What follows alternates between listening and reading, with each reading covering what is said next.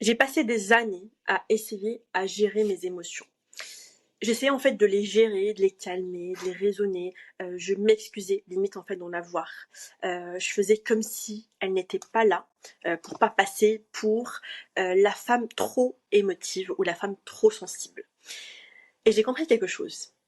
Avec le temps, bien évidemment, les émotions, ça ne se gère pas. Les émotions, ça s'accepte, ça se vit et ça se comprend surtout. Les émotions ne sont pas là pour nous faire du mal. Ils ne sont pas là pour nous faire défaut. Ils essaient en fait de nous parler. Elles cherchent en fait à nous donner une information que notre mental, lui, n'y a pas accès. Et en fait, si tu es dans cette situation-là, il faut savoir que tu n'as pas un problème d'émotion ou un problème à gérer tes émotions. Tu n'as juste pas appris en fait leur langue et en fait, tu n'as pas appris à comprendre, à déchiffrer ce qu'elles essayent de te faire comprendre. Et aujourd'hui, on va parler de ça. On nous a appris deux choses sur les émotions. Et ces deux choses-là sont fausses. La première chose, c'est que les émotions négatives sont des problèmes. Des problèmes à résoudre, comme la peur, la jalousie, la honte, la colère, que ce sont en fait des ennemis à vaincre, à étouffer, à transformer le plus vite possible en quelque chose en fait de plus présentable, de plus positif. La deuxième, c'est qu'en fait les femmes qui ressentent trop fort les émotions sont instables, sont hystériques, sont peu fiables, sont trop sensibles. Le résultat, tu as appris à couper le signal, à ignorer en fait le message, à fonctionner malgré tes émotions, mais en fait de fonctionner contre elles, sans elles. Et le résultat, c'est qu'en fait, t'es épuisé. T'es épuisé parce qu'en fait, couper un signal ne fait pas disparaître ce qu'il essaye de te dire. Ça, en fait, ça le met juste en attente jusqu'à ce qu'il hurle, jusqu'à en fait qu'il y a une situation qui fait que tu exploses. Chaque émotion est un messager. Il faut comprendre qu'un messager que tu vas ignorer, il va revenir. Et il va revenir plus souvent, et plus fort, et moins patient, plus impatient, plus brusque. Il faut que tu comprennes que ton corps a un système de navigation intégré. Et il précède ton mental. Il sait avant que toi tu comprennes, il ressent avant que toi tu analyses en fait par toi-même. Les émotions, c'est ce système qui s'exprime. Elles ne sont pas là en fait pour te faire souffrir. Elles ne sont pas là en fait pour te faire du mal. Elles ne sont pas là pour te punir. Elles sont là pour t'orienter. Et chacune a une fonction précise. Chacune des émotions a un message spécifique, une direction en fait à te montrer. Et le problème, c'est qu'en fait, on nous a jamais appris à les lire. On nous a juste appris en fait à les camoufler, à les faire taire, à les ignorer. Alors, on va les lire ensemble, une par une, et je vais vous parler en fait de la signification de chaque émotion. On va commencer par la peur. La peur signifie que tu touches quelque chose de grand. Et en fait, la peur, malheureusement, on lui a fait une mauvaise réputation. Une réputation en fait tellement mauvaise que on a limite honte, on a peur d'avoir peur. On t'a appris que la peur signifie danger, signifie stop, recule, protège-toi. C'est pas le bon choix. Parfois oui, quand la peur concerne un danger réel, physique, concret, un danger immédiat, elle te protège. Et elle a raison, ce qui est normal. Mais la peur que tu ressens avant de lancer un projet, avant de prendre la parole, avant d'envoyer ce message que tu relis 10 fois, avant de dire cette vérité, cette peur-là, elle ne te dit pas que tu es en danger. Elle te dit que tu sors de ta zone connue, de ta zone de confort. Et sortir de ta zone connue, c'est exactement là où tu grandis. Et la peur de ce type, elle est proportionnelle à l'importance de ce que tu t'apprêtes à faire. Plus tu as peur, plus ce que tu vas faire compte. Plus ce que tu vas faire est très important, est très grand, est plus grand que ce que tu n'as jamais accompli jusqu'à maintenant. Elle n'est pas là pour te stopper, elle est là pour te dire ce que tu t'apprêtes à faire. Ça compte vraiment pour toi. Ce que tu t'apprêtes à faire, c'est tellement nouveau que ça va te pousser à grandir. Donc la prochaine fois que tu as peur, demande-toi, pas si tu dois en fait reculer, pas si c'est le bon choix ou pas. Demande-toi, est-ce que cette peur me protège d'un danger réel ou est-ce qu'elle me signale que je suis en train de grandir, que je suis en train de sortir de ma zone de confort. Il y a deux peurs, deux types de peurs et deux réponses complètement différentes. La deuxième chose, la deuxième émotion, c'est la jalousie. La jalousie, elle signifie que tu as peur de perdre quelque chose qui compte. La jalousie, en fait, on en a même honte. On se juge, on se dit en fait qu'on devrait être au-dessus de ça. Pourquoi on se rabaisse à ce niveau-là? Pourquoi on est jalouse? Mais la jalousie n'est pas un défaut tout le temps, n'est pas un défaut de caractère surtout. C'est une boussole affective. Elle te montre simplement ce que tu n'as pas envie de perdre. Ce en fait à quoi tu tiens plus que tu ne le dis. Ce que tu n'as peut-être jamais verbalisé, même à toi-même. Par exemple, tu es jalouse en fait de ton homme quand il passe du temps avec une autre femme. Avant de te juger, pose-toi la question. Qu'est-ce que tu as peur de perdre exactement? Sa présence, sa priorité, le sentiment d'être choisi. Et en fait, en fonction de ça, il faut comprendre que la jalousie te donne une information précieuse sur tes besoins dans cette relation, des besoins que tu n'as peut-être jamais formulés, ni à lui. Et du coup, cette jalousie-là, elle n'est pas là pour que tu lui exploses dessus, elle est là pour que tu te demandes, qu'est-ce que j'ai besoin de sécuriser ici? Qu'est-ce que j'ai le droit de demander en fait? Est-ce que c'est un problème d'insécurité? Et en fait, elle va te montrer peut-être qu'il y a des choses que tu dois guérir en toi. Un autre exemple, la jalousie envers une femme qui réussit. Tu vois une femme qui réussit sur les réseaux sociaux ou dans ton entourage et en fait tu es jalouse. Tu ressens en fait une jalousie extrême. Cette jalousie, elle te montre exactement ce que tu veux pour toi. Exactement le projet qu'elle a lancé, la liberté qu'elle incarne, la reconnaissance en fait qu'elle reçoit. Elle ne te dit pas en fait qu'elle ne mérite pas. Elle te dit que toi aussi tu veux ça. La jalousie envers d'autres personnes, elle te montre aussi des fois qu'est-ce que toi tu aimerais pour toi. Et quelque part, tu as peur de ne pas pouvoir l'avoir ou tu es jalouse de ne pas l'avoir et que cette personne-là, elle l'a eu. La jalousie, c'est un désir qui a honte de lui-même. Et c'est la même chose pour l'envie. L'envie est peut-être en fait le messager le plus honnête que tu es. Pas l'envie en fait superficielle, j'ai envie d'un gâteau, j'ai envie en fait l'envie profonde, celle qui te prend à la gorge quand tu vois quelqu'un vivre quelque chose, quelqu'un qui voyage seul, quelqu'un qui a créé sa boîte, quelqu'un qui dit non et qui survit, quelqu'un en fait qui prend de la place et qui s'en fout. Et toi tu ressens quelque chose dans ta poitrine, un mélange entre l'admiration et de la douleur. Un moi aussi qui n'ose pas se formuler. C'est ça l'envie. Et elle ne te dit pas que tu es mesquine en fait, elle te dit que tu as un désir, que tu n'as pas encore autorisé. La question à lui poser, c'est qu'est-ce que cette personne a ou fait que je veux en fait avoir moi-même, que je veux pour moi et que je n'ai pas encore réclamé ou que je me suis pas encore autorisée. Pas pour copier cette personne, mais pour te connaître, pour en fait identifier ce que tu veux vraiment en dessous de ce que tu t'es dit, de ce que tu devais en fait, vouloir. L'envie, c'est vraiment une carte au trésor. Elle te montre où est en fait le tir. L'autre émotion dont on va parler, c'est la honte. La honte est l'émotion la plus lourde, la plus enfuie, la plus difficile à regarder en face. Parce qu'en fait, la honte ne dit pas tu as fait quelque chose en fait de mal. Elle te dit tu es quelque chose de mal. Et en fait, c'est une énorme différence. La honte va se loger dans les parties de toi que tu caches.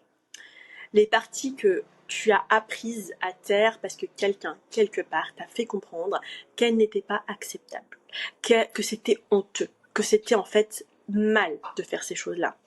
Ta sexualité, ton ambition, ta colère, ton corps, ta famille, ton passé, ta façon d'être trop ou pas assez, ta façon d'être extraverti, ta façon d'être quelqu'un par exemple de pas trop pudique, peu importe. Quand la honte apparaît, elle te montre exactement là où tu n'as pas encore reçu le message que tu as le droit d'exister entièrement.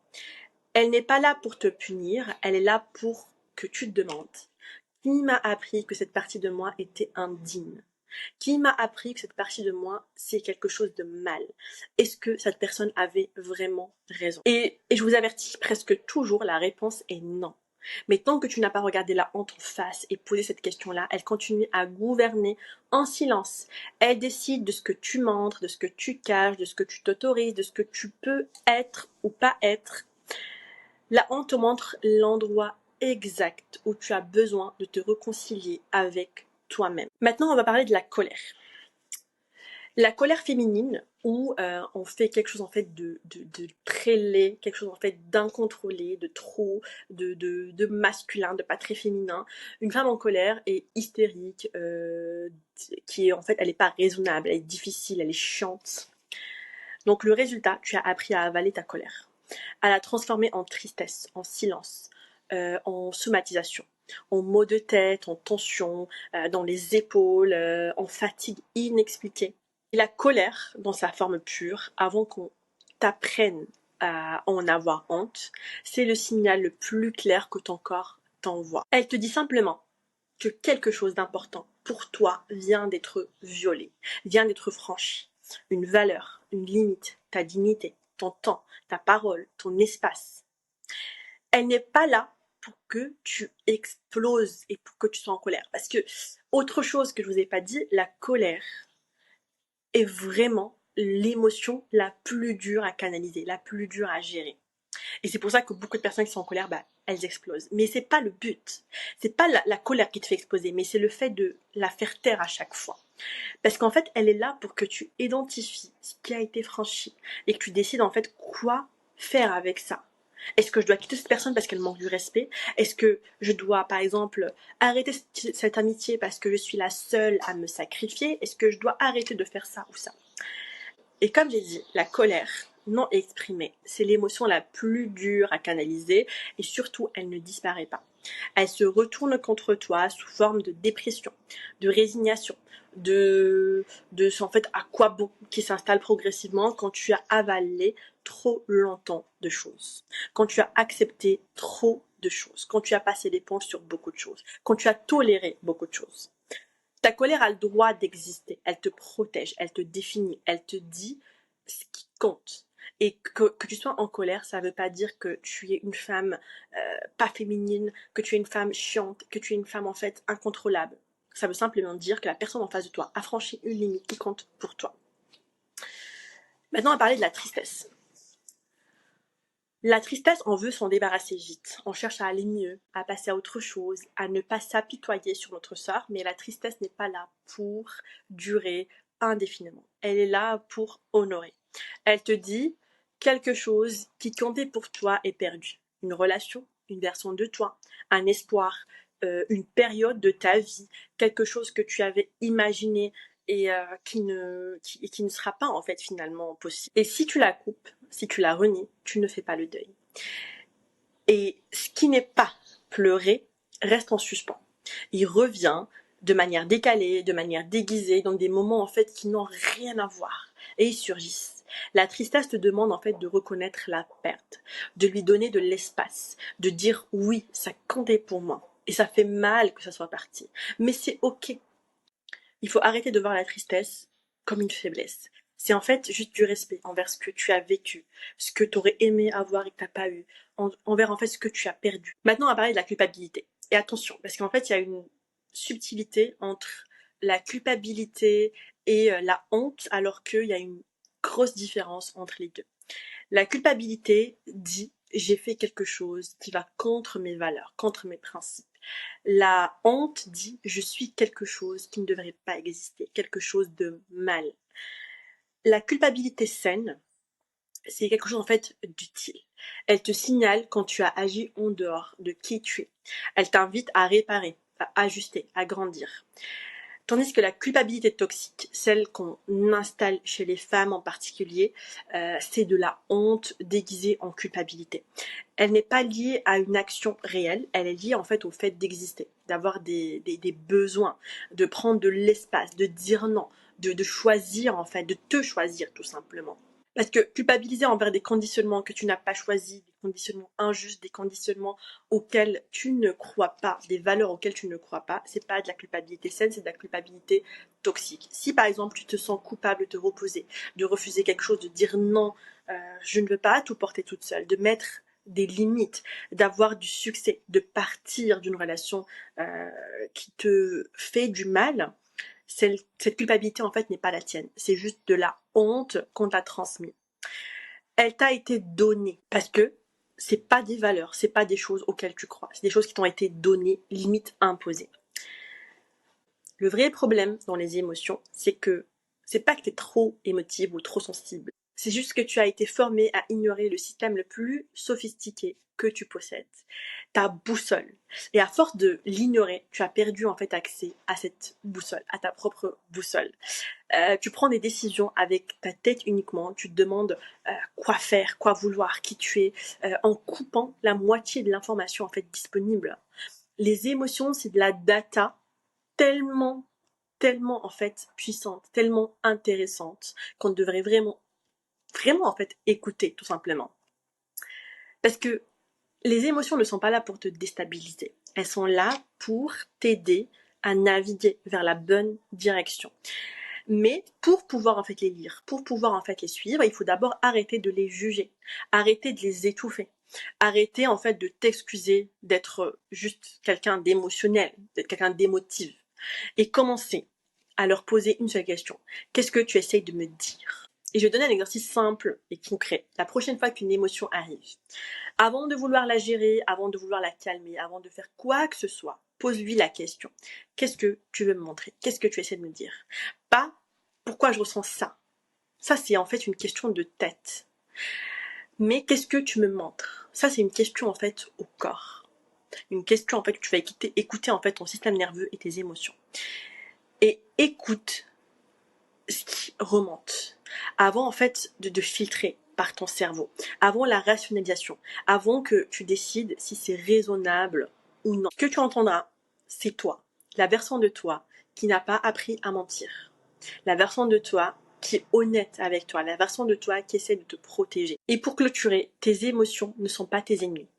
Ce sont vraiment les seuls qui ne t'ont jamais menti. Les seuls qui sont là pour t'aider à prendre la bonne décision. La tête, elle rationalise, elle protège, elle construit des histoires confortables qu'on veut en fait écouter, qu'on veut suivre. En fait, elle fabrique des excuses. Alors que le corps, lui, il sait. Il sait, il ressent et il te parle. Donc apprends sa langue, apprends à écouter tes émotions, apprends en fait à les comprendre. Donc c'était tout pour cet épisode. Si l'épisode t'a plu, n'hésite pas à le partager avec une personne qui a besoin d'entendre ça et surtout de me laisser ton avis, de me laisser un commentaire et à très bientôt pour un prochain épisode.